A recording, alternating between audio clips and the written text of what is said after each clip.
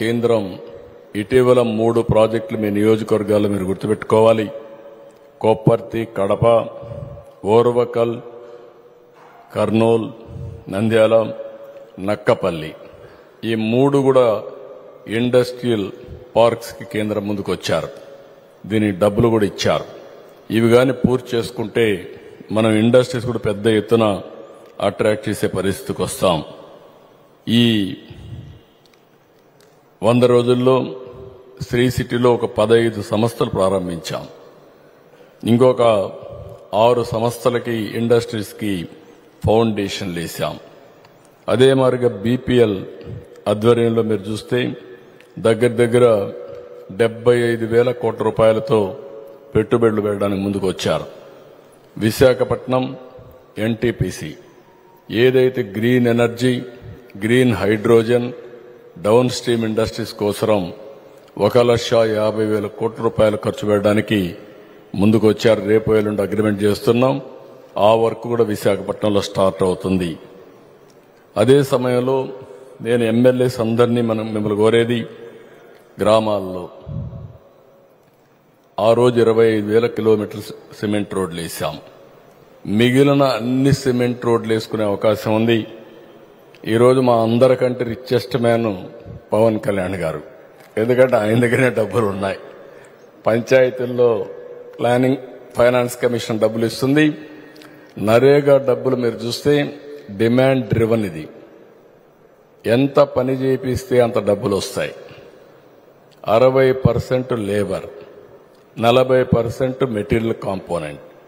ఈ 2 మ్యాచింగ్ చేసుకుంటే ఎంపీలు కానీ వీళ్ళందరూ కూడా మ్యాచింగ్ చేసుకుంటే పెద్ద ఎత్తున పనులు చేయడానికి అవకాశం ఉంటుంది.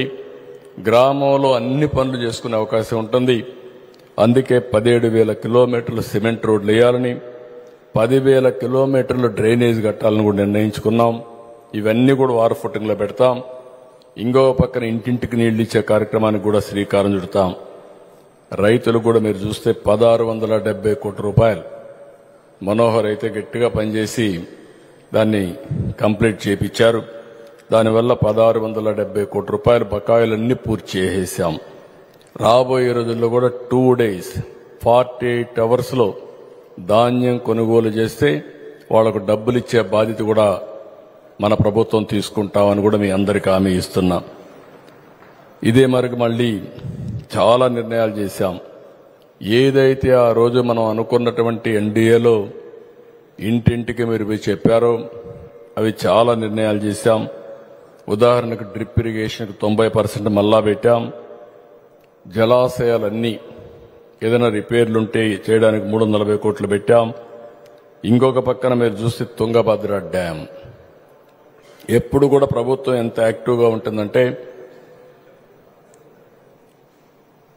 ఏదైతే అన్నమయ్య డ్యామ్ కొట్టుకొని పోతే ముఖ్యమంత్రి ఆ పక్కకు పోలేదు ఆనాటి ముఖ్యమంత్రి. పులిచెంతల గేటు పోతే గేటు పెట్టడానికి 2 సీజన్లు అయినాయి. అదే మరిగా గుండ్లకమ్మ గేటు పోతే ఆ గేటు సరిగా పెట్టకపోతే మళ్ళా 2వసారి పోతే 3వసారి కాంట్రాక్టర్ రాలేదు. దానికి ఎంత డబ్బులంటే 10 కోట్లు. దానికి కూడా మనిషి రాని పరిస్థితి. అలాంటి సందర్భంలో మీరు ఒకసారి చూసినప్పుడు తుంగభద్రలో గేటు పోతే నేను కొండ నిమ్మల రామానాయుడు గారిని అదే మరి కేశవ్ గారిని అక్కడికి వెళ్ళమన్నాను. వెళ్ళారు. మన దగ్గర ఎక్స్పర్ట్ కన్నయ్య ఉన్నాడు. ఆయన రమ్మంటే కంటి ఆపరేషన్ చేసుకొని రాలేనంటే నా పేరు చెప్పంగానే వచ్చి అక్కడ ప్రభుత్వం అనౌన్స్ చేశారు. గేటు పోయింది, ఈ సీజన్లో నీళ్లు రావు, ఓన్లీ డ్రింకింగ్ వాటర్కి ఇస్తామని అనౌన్స్ చేశారు. అలాంటి సందర్భంలో నీళ్లు పోయే సందర్భంలో అక్కడ కూర్చొని గేటు పెట్టి అది సక్సెస్ఫుల్ గా గేటు పెట్టి ఈరోజు తుంగభద్ర డ్యాం పూర్తయి 13,000 క్యూసెక్స్ ఆఫ్ వాటర్ కిందకు వచ్చే పరిస్థితి వచ్చిందంటే అది మన కమిట్మెంట్ అని చెప్పి కూడా నేను మీకు తెలియజేస్తున్నా. ఇలాంటివి ఏది కూడా వదిలిపెట్టడం లేదు మనం. దానికి కూడా కారణం మనకు అక్కడి నుంచి అనంతపురకు వాటర్ వస్తుంది, కరూరు జిల్లాకు వాటర్ వస్తుందనే ఉద్దేశంతో పంపించాం. అది కూడా మనం చేయగలిగాం. ఇంకొక పక్కన విశాఖపట్నం స్టీల్ ప్లాంట్ కూడా అనవసరంగా దీన్ని ఒక ఇష్యూ చేయడానికి ప్రయత్నం చేస్తున్నారు. వీళ్ళ జీవితంలో ఎప్పుడూ ఈ స్టీల్ ప్లాంట్ గురించి మాట్లాడలేదు. ఇంత మునుపు కూడా విశాఖపట్నం స్టీల్ ప్లాంట్ ఇదే మరికి ఇబ్బందుల్లో వస్తే ఆ రోజు కాపాడింది వాజ్పేయి గారి గవర్నమెంట్లో ఎన్డీఏ ప్రభుత్వం. రెండోసారి కూడా మళ్లీ ఇబ్బందులు లేకొస్తే దీన్ని కాపాడే బాధ్యత కేంద్రం రాష్ట్రంలో ఉండే ఎన్డీఏ ప్రభుత్వం తీసుకుంటున్నామని చెప్పి కూడా నేను మీకు తెలియజేస్తున్నా. నిన్న కూడా మాట్లాడాను. అంత మునుపు కూడా ఒక మీటింగ్ పెట్టుకున్నాం. మొన్నే ఒక 500 కోట్లు రిలీజ్ చేశారు. ఆ డబ్బులతో ఇప్పుడంతా వర్క్ స్టార్ట్ చేశారు. తొందరలోనే అవసరమైతే ఇంకొక మీటింగ్ పెట్టుకుని విశాఖపట్నం స్టీల్ ప్లాంట్ని రన్ చేయడానికి ప్రైవేట్కి అప్పచెప్పకుండా గవర్నమెంటే నిర్వహించడానికి ముందుకు పోతున్నారు. అదే సందర్భంలో ఇక్కడుండే హైయెస్ట్ మెజారిటీ వచ్చింది గాజువాక. ఇక్కడే ఉన్నాడు పల్లా శ్రీనివాసరావు. ఆయన చేయాల్సింది నష్టాలు వస్తే మాత్రం కంటిన్యూగా నష్టాలు వస్తే ఎవరు ఏం చేయలేరు. ఆ విషయం ఆయన గుర్తుపెట్టుకోవాలి. మన కార్మికులు కూడా మనం మోటివేట్ చేయాలి. అటు కేంద్రం దృఢ సంకల్పంతో ఉన్నారు, మనం కూడా ఉండి మళ్లీ ఈ ప్రాజెక్టును కాపాడుకోవడం మనందరి బాధ్యత. ఇక్కడే ఎంపీ ఉన్నాడు, ఎమ్మెల్యే ఉన్నారు. విశాఖపట్నం ఎమ్మెల్యేస్ అంతా కూడా ఒకటి గుర్తుపెట్టుకోవాల్సిన అవసరం ఉంది. హైయెస్ట్ మెజారిటీ ఎక్కడన్నా వచ్చిందంటే విశాఖపట్నంలో ప్రజలు మనకిచ్చారు. అన్ని జిల్లాల కంటే కూడా అది కాపాడుకుందాం. దానికి అక్కడ ప్రజల మనోభావాలకు అనుకూలంగా మనం పనిచేద్దాం. ఈ ప్రాజెక్టు కూడా ముందుకు తీసుకుపోదాం. ఇంకొక పక్కన నీరు చెట్టు నరేగా డబ్బులు కూడా రిలీజ్ చేస్తున్నాం. ఇంకా కొంత ఇవన్నీ మీరు ఎక్కడికక్కడ ఏదైతే అకౌంట్స్ అన్ని ఫైనలైజ్ చేసి తీసుకురావాల్సిన అవసరం ఉంది. మీరు ఎమ్మెల్యేలు శ్రద్ధ తీసుకుంటే లోకల్గా కానీ ఈ బిల్స్ ఇవ్వండి ఇక్కడ అని చెప్తే అవన్నీ ఇప్పించే బాధ్యత తీసుకుంటాం. ఇంకొక పక్కన మీరు చూస్తే రాజధాని రైతులకు కూడా కౌలు ఇచ్చాం. 400 కోట్ల రూపాయలు వాళ్ళ అకౌంట్లో వేసాం. వాళ్ళని పెట్టని ఇబ్బందులు లేవు. అయినా కూడా అది కూడా మనం పూర్తి చేసే పరిస్థితికి వచ్చాం. ఇంకో పక్క నిన్న మొన్న మీరు చూసుంటారు, ఏదైతే పోలీసును కూడా పూర్తిగా ప్రక్షాళన చేసుకుంటున్నాం, అకౌంటబిలిటీ తీస్తున్నాం.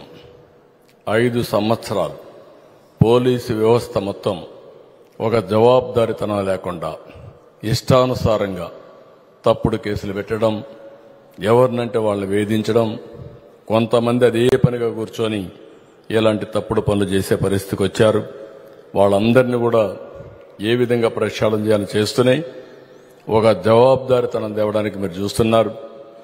ఎక్కడో ముంబైలో ఉండే యాక్ట్రెస్ అరెస్ట్ చేసిన విధానం మీరు చూశారు. అందుకే అలాంటి వ్యక్తులపైన చాలా క్లియర్గా యాక్షన్ తీసుకుంటున్నాం. అవి కూడా ఉంటాయి. ఇంకొక పక్కన మత్స్యకారులకైతే మీరు ఒకసారి చూస్తే మనం హామీలు ఇచ్చాం. మత్స్యకారులకు 217 జీవో రద్దు చేశాం. చేనేత జీఎస్టీ ఎత్తివేస్తా ఉన్నాం. ఒకవేళ అది వీలు కాకపోతే రాష్ట్ర ప్రభుత్వమే చేనేత కార్మికులు ఉత్పత్తి చేసే బట్టలకి రీఎంబర్స్మెంట్ ఇస్తా అన్నాం.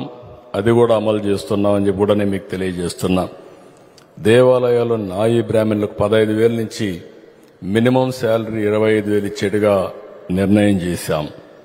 బీసీలకు ఈరోజే చట్టసభల్లో 33% రిజర్వేషన్లకి కేబినెట్లో పాస్ చేశాం. అసెంబ్లీలో పాస్ చేసి ఢిల్లీ కూడా పంపిస్తాం. బీసీలకు చట్టసభల్లో 33% కోసం మనం చేయాల్సిన అన్ని ప్రయత్నాలు చేస్తాం. ఇది కాకుండా అర్చకుల వేతనాలు కూడా 10,000 నుంచి 15,000 రూపాయలు పెంచాం.